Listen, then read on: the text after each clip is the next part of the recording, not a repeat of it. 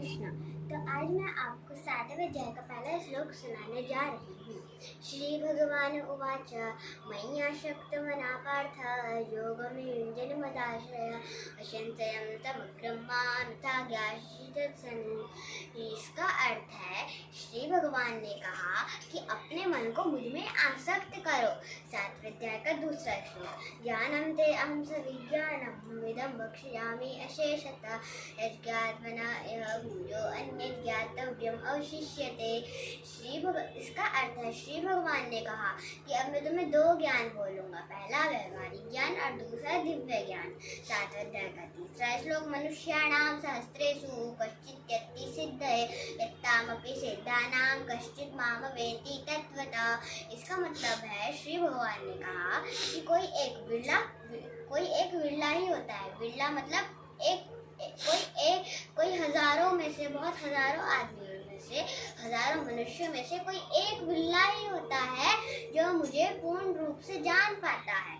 7वें अध्याय का चौथा श्लोक। भूमिरपो नलो वायुः कं मनो बुद्धिरेव च अहंकारतीयं मे भिन्ना प्रकृतिरष्टधा।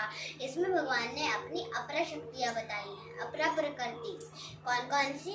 अपरा मतलब 8, और भगवान ने इसमें अपनी 8 प्रकृति बताई हैं।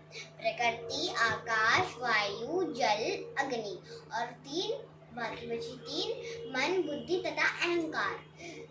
7वें अध्याय का 5वां श्लोक। अप्रमेतस्तुन्यां प्रकृतिं विद्धि मे परां जीवभूता महाबाहो येदं धार्यते जगत्।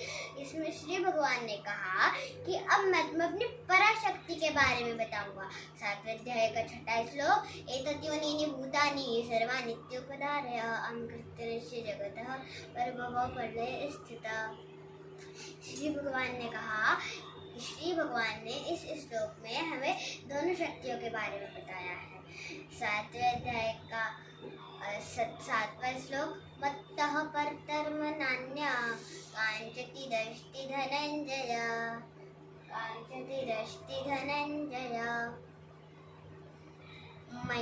मयि सर्वमिदं प्रोक्तं सूत्रे मणिगणा इव।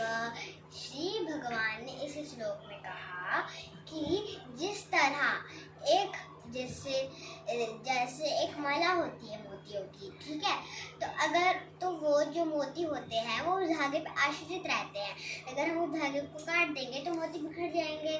तो वैसे ही श्री भगवान ने हमें बोला कि जैसे एक माला मोतियों पे, एक माला एक धागे पे आश्रित रहता है, वैसे ही ये पूरा संसार मेरे पे आश्रित रहता है। हरे कृष्णा।